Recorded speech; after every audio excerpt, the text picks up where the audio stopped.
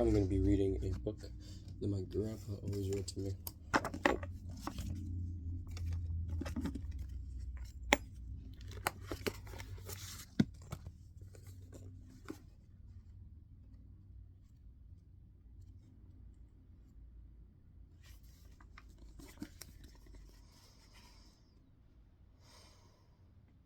Chapter 1. The Old Sea Dog at the Admiral Benbow. Squire Trelawney,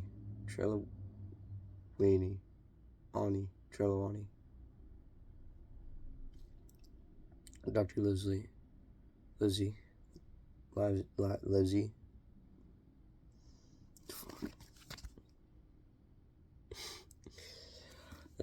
is also to help me practice reading out loud during class. And the rest of the gentlemen having asked me to write down the whole particulars about Treasure Island, from the beginning to the end, keeping nothing back but the bearings of the island, but that only because there is still treasure not yet lifted. I take up my pen in the year of grace 17. This book is coincidentally 1799. And go back to time. It says when my father kept the Admiral Benbow Inn, and the brown old seaman with the saber cut. Holy crap! Sorry, I'm sick. First took up his lodging under our roof. I remember him as if it were yesterday, as he came plodding to the inn door, the sea chest falling behind him in a hand barrow. A tall, strong, heavy, nut-brown man, his terry pigtail falling over the shoulders of his soiled blue coat, his hands ragged and scared with black broken nails, and the saber cut across one cheek, a dirty, livid white. I remember him looking around the cove and whistling to himself as he did so, and then breaking out in the old sea song that he sang so often afterwards. Let me see if I can remember how this goes.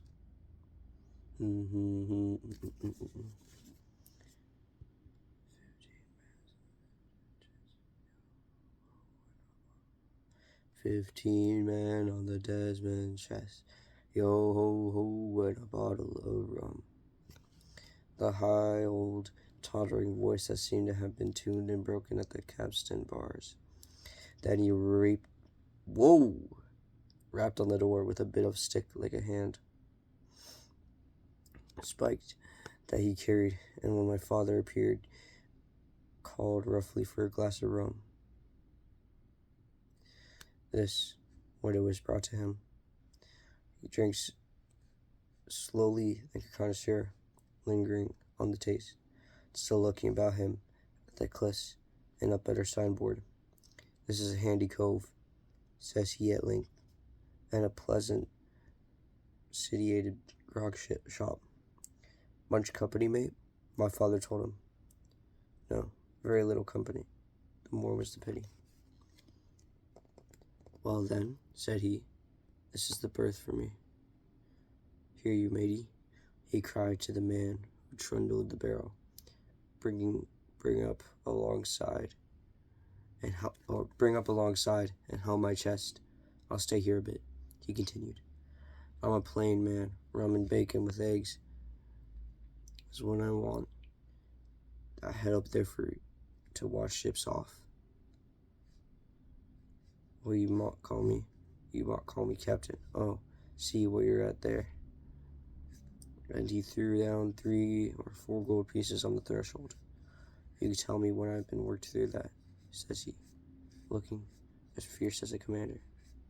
And indeed, bad as his clothes were, and coarsely as he spoke, he had none of the appearance of a man who sailed before the mast, but seemed like a mate or a skipper, accustomed to be obeyed or to strike.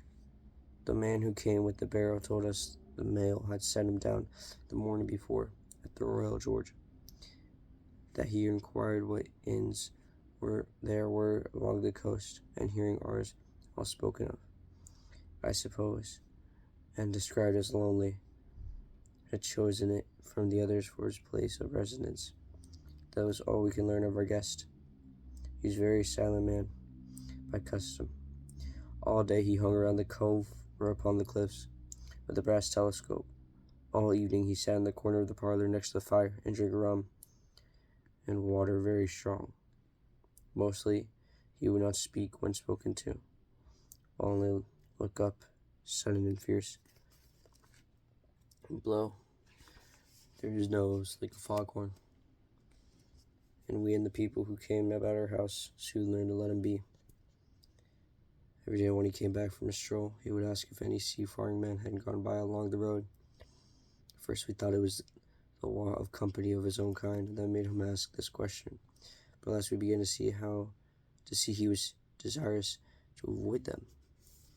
When a seaman put up at the Admiral Benbow, as now and then some did make it by the coast road from Bristol, he would look in at them through the curtain door before he entered the parlor, and he was always sure to be as silent as a mouse when any such was present for me, at least. There was no secret about the matter, for I was, in a way, a sharer in his alarms.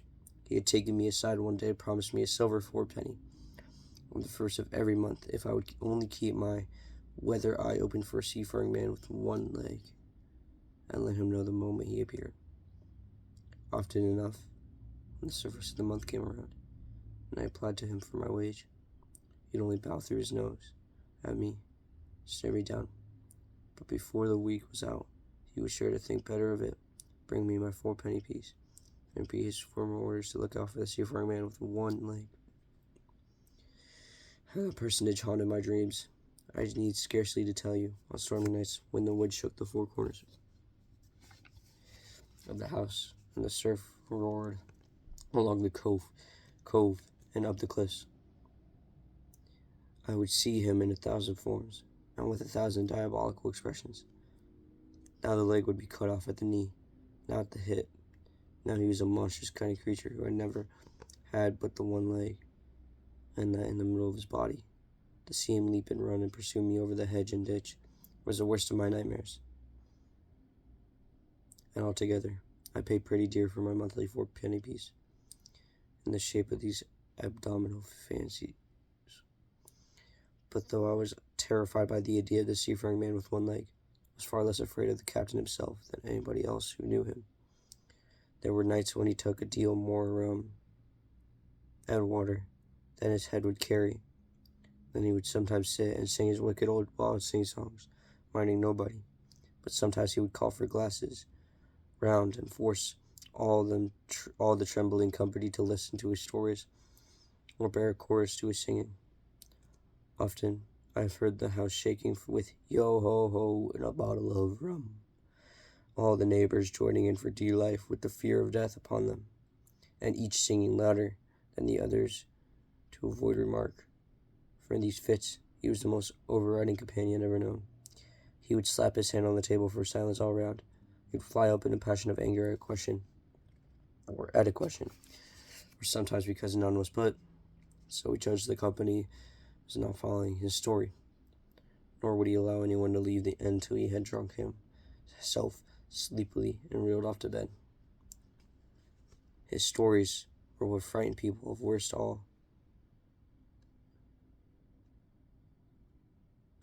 all. Dreadful stories they were, about hanging, and walking the plank, and storms at sea, and the dry tortugas, and wild deeds in places on the Spanish Main. By his own account, he must have lived his life among some of the wickedest men that God have ever allowed upon the sea.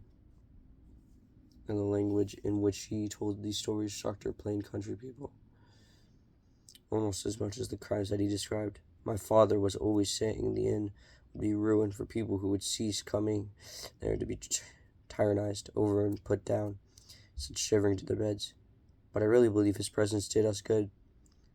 People were frightened at the time, but looking back, they rather liked it. It was a fine, excitement in a quiet country life, and there was even a party of the younger men who pretended to admire him, calling him a true sea dog and a real old salt. such like names, and saying there was a sort of man who made England terrible at sea. In one way, indeed, he bade fair to ruin us, for he kept on saying week after week, and at last month after month, so that all the money had been long exhausted, and still my father never plucked up the heart to insist on having more.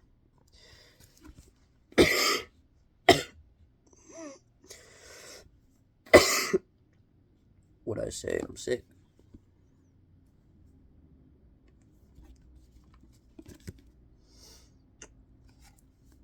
Oh. If he ever mentioned it, the captain blew through his nose so loudly that you might say he roared, and stared my poor father out of the room. I've seen him wringing his hands after such a rebuff. I'm sure the annoyance and the terror he lived in must have greatly hastened his early and unhappy death. All the time he lived with us, the captain made no change whatever in his dress, but to buy some stockings from a hawker. One of the clocks of his hat having fallen down, he let it hang from the day forth, though it was great annoyance when it blew.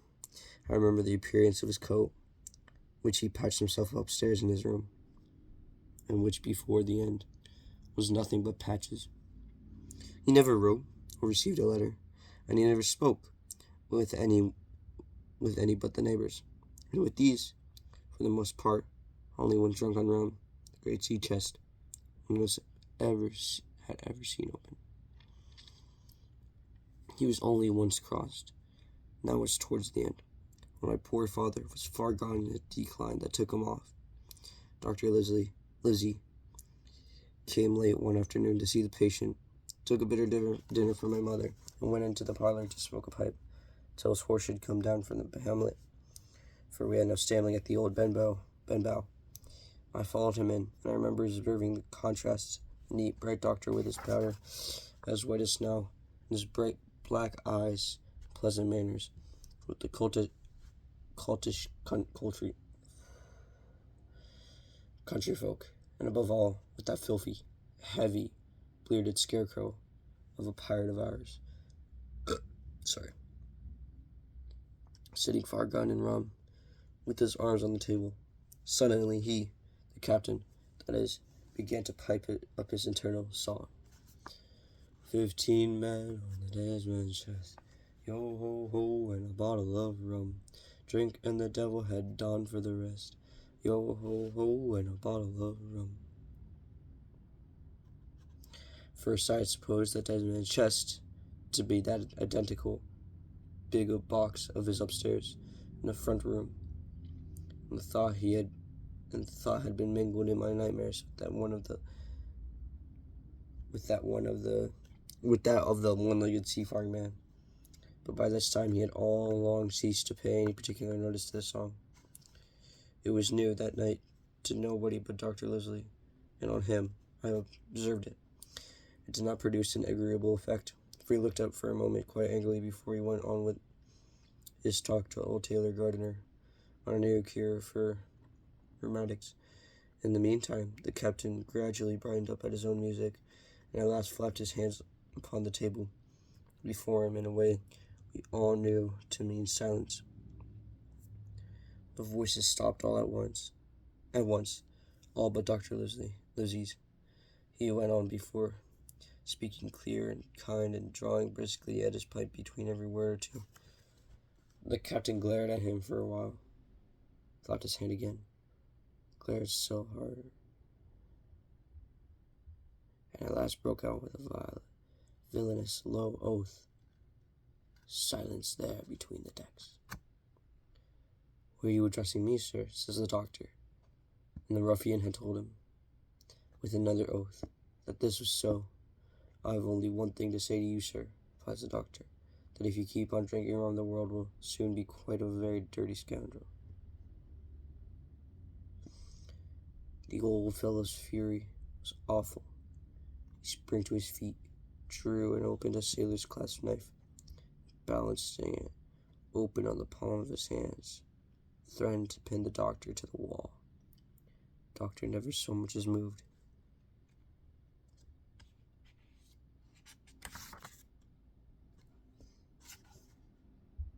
Alright, after this, I'm ending the video. He spoke to him, as before, over his shoulder, and in the same tone of voice, rather high so that all the room might hear, but perfectly calm and steady. If you do not put that knife this instant in your pocket, I promise, upon my honor, you shall hang at the next assizes.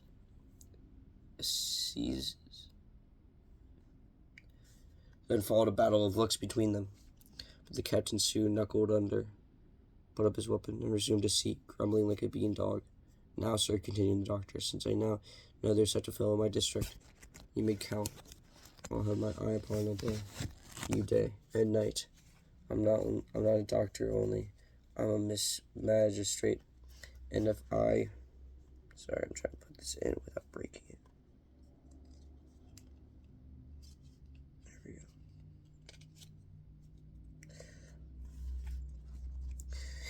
And if I catch breath of complaint against you, if it's only for a piece of incivility like tonight's, I'll take effectual means to have you hunted down and routed out of this. Let this suffice. Soon after, Dr. Leslie Horse came to the door and he rode away. But the captain held his peace that evening, for many evenings to come.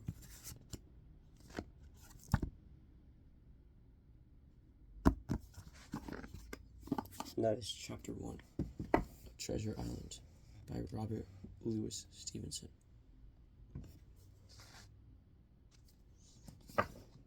Pretty sure, at least.